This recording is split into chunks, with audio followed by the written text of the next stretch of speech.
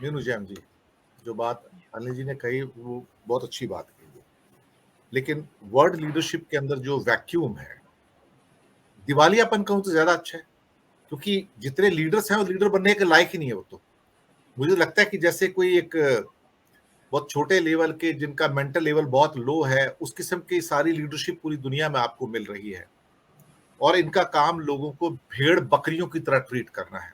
तो जैसे कोई चरवाहा होता है ना, वैसा चरवाहे में भी थोड़ी अक्ल होती होगी, लेकिन जो वर्ल्ड लीडरशिप है आज, जो उसका जो मेंटल बैंक्रप्सी लेवल है, वो मैं देखकर कांप जाता हूं कि इस किस्म की घटिया लीडरशिप 21वीं सदी में देखी जाएगी तो शर्म तो आती है। जहां तक इजराइल को प्रोटेक्ट करने की बात है, तो फिर वो 8 पूर्व नौसैनिक क्या कर रहे थे वहां पर? क्या वास्तव में वो इजराइल के लिए जासूसी कर रहे हैं सबमरीन प्रोजेक्ट के ऊपर? क्या हो रहा है अल्टीमेटली? पर्दे के पीछे बहुत कुछ चल रहा है। अब सच क्या है झूठ क्या है तो पता नहीं, लेकिन अपुष्ट समाचार तो यही कहते हैं ना अल्टीमेटली, कि वो 8 का लिंक जो है वो इजराइल से है। और भारत का जो स्टैंड रहा है इजराइल के साथ खड़े होने का, उससे कतर प्रभावित नहीं है।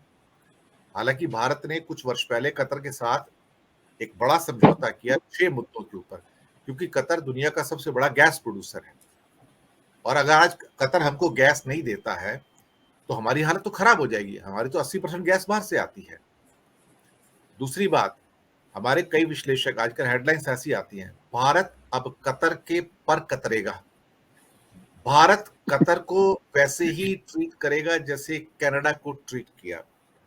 कतर घुटने पे आकर भारत से माफी मांगेगा। वो मैं हेडलाइंस कई बार आती हैं जब देखता हूं तो फ्लैश होती है, यूट्यूब पे फ्लैश हो जाती है आजकल, तो मुझे भी शर्म आती है देखकर कि कतर के पर अब कतरने का वक्त आ गया है। वो घुटनों पे बैठकर भीख मांगेगा। भाई कतर कोई भिखारी थोड़ी है। कतर तो one of the richest nation है, और वो तो मेन फीडर है एक्चुअली देखा जाए तो हमास का। और दूसरा मेन फीडर हमारे नेतन्याहू साहब है, जिन्होंने हमास खड़ा किया है। आज बोलने को तो बहुत कुछ मिल रहा है इनको, लेकिन अल्टीमेटली ये जो इजराइल का जो एक बार्बेरियनिज्म है, जो बार्बरिज्म है, वो सामने नजर आ रहा है, जो बर्बरता सामने नजर आ रही है। लेकिन पश्चिम देशों को अब ये बर्बरता नजर नहीं आती है। वहां पे 2 आदमी मर जाते हैं अमेरिका में तो उनको उसके अंदर सब कुछ नजर आता है कि देखो हमारी लिबरल डेमोक्रेसी खतरे में है। लेकिन जब यहाँ पर मासूम बच्चे मर जाते हैं तो उनके दिल पर कुछ खास असर होता नहीं है। सो एवरीथिंग इज, क्या कहते हैं कि वन साइडेड, कि बस तुम मरो तो ठीक है, मैं मरूं तो हाँ गलत है। तब दुनिया में हल्ला गुल्ला भी होगा, यूनाइटेड नेशन भी है, सब कुछ है। फिलहाल जो हालात दुनिया में सामने हैं, और दुनिया 2 खेमों में बटी हुई है। Either you are barbaric word और you are a non barbaric word. तो या तो आप विक्टिम हो या आप परपिट्रेटर ऑफ क्राइम हो। आप किसके साथ खड़े हो? फिलहाल भारत परपिट्रेटर ऑफ क्राइम के साथ खड़ा है फिलहाल। मीनू जैन जी। जी जी जी।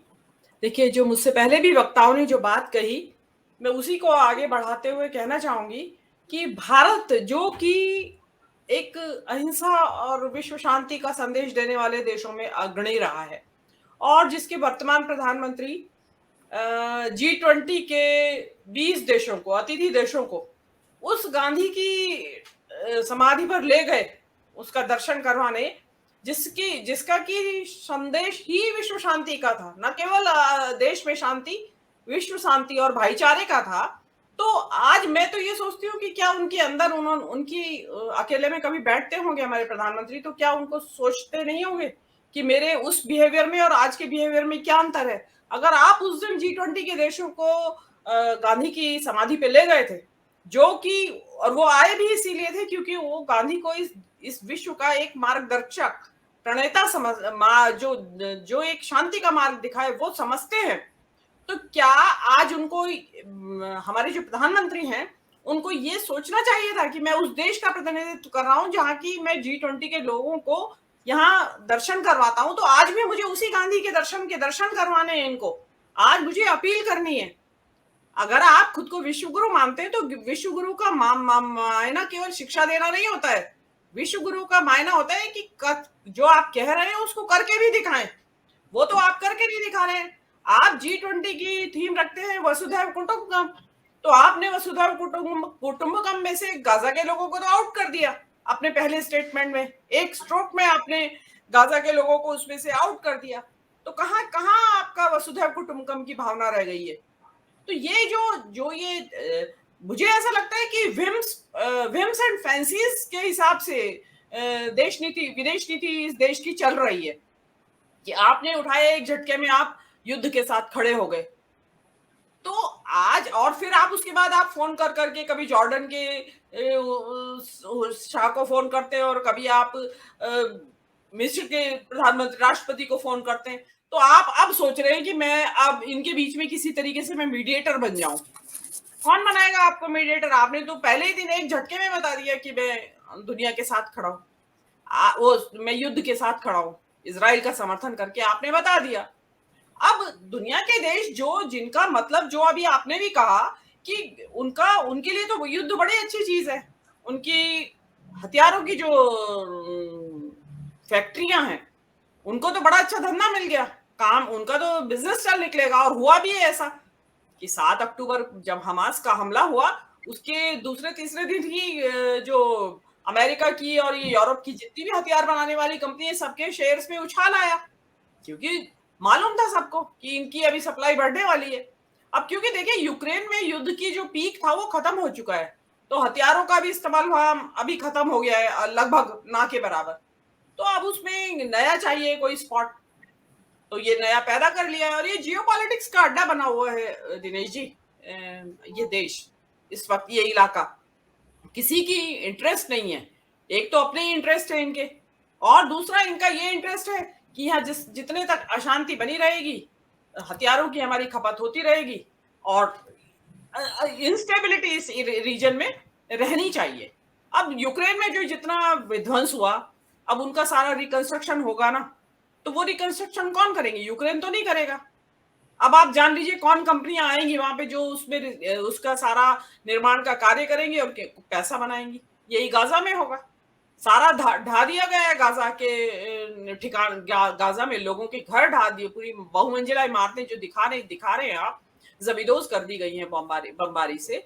तो वो सब रिकंस्ट्रक्शन होगा, वो कौन करेगा? सब बाहर के लोग आएंगे ना करने, जो शांति नहीं चाहते हैं इस इलाके में। वो चाहते ही हैं कि ऐसा यहाँ विध्वंस होता रहे कि हथियार भी बिके और हमारी कंपनीज को काम भी मिले। तो उनके लिए तो यहाँ शांति होना उनके लिए तो बड़ी परेशानी का कारण है कि भाई हमारा धंधा चलेगा कैसे। इसीलिए सारे उड़ उड़ के आ रहे हैं, फटाफट ऋषि सुनाक भी आ जाते हैं, बाइडेन भी आ जाते हैं, मैक्रोन भी आ जाते हैं, क्योंकि उनकी कंपनियां उनके देशों में हथियार बनाने वाली कंपनियों का दबाव है कि भाई जाओ सौदा करके आओ, और वो आ गए यहाँ पे। तो अब रहा मानवता का सवाल, मैं तो कहीं एक इंटरव्यू में पढ़ रही थी, सुन रही थी कि वहां का डॉक्टर, गाजा के हॉस्पिटल में के डॉक्टर का इंटरव्यू हो रहा था, तो वो बता रहे थे कि उस डॉक्टर जो कम्युनिटी जो जितने डॉक्टर्स हैं उस हॉस्पिटल के अंदर, तो पानी की स्थिति ये है कि वो कह रहे हैं कि 5-5 6-6 दिन हो जाते हैं डॉक्टर्स को भी नहाने के लिए पानी नहीं है। और बोले कि जिन केसेस में मॉडरेट एनेस्थीसिया देना होता है उसमें बगैर एनेस्थीसिया दिए ऑपरेशन हो रहे हैं। अब आप अंदाजा लगा लीजिए कितना भयंकर त्रासदी है ये, कि मतलब बगैर एनेस्थीसिया के ऑपरेशन मॉडरेट। और वहां बाकी की तो स्थितियां जो आप सुन ही रहे हैं कि खाने की, मेडिकल सप्लाईज की और बिजली की, सभी तरह की वहां दिक्कतें लोग कर रहे हैं। लेकिन हाँ, अगेन फिर वही आता है जो अब आपका विषय है कि कोई नेता ऐसा होना चाहिए तो जो इसके बीच में खड़ा होके शांति की बात करता। एटलीस्ट ये जो दोनों ही तरफ के, चाहे वो इजराइल के हों या इधर के, जो इजराइल के ऊपर निर्दोष नागरिक के ऊपर हमला हुआ या इधर हमास के ऊपर अभी लगातार जारी है, तो एटलीस्ट इसको रोकने की कोशिश करता, शब्दों के जरिए ही करता। कर पाता या नहीं कर पाता शायद अलग बात होती वो, लेकिन एटलीस्ट एक संदेश जाता कि हाँ, भारत से विश्व शांति का संदेश आया है। जी।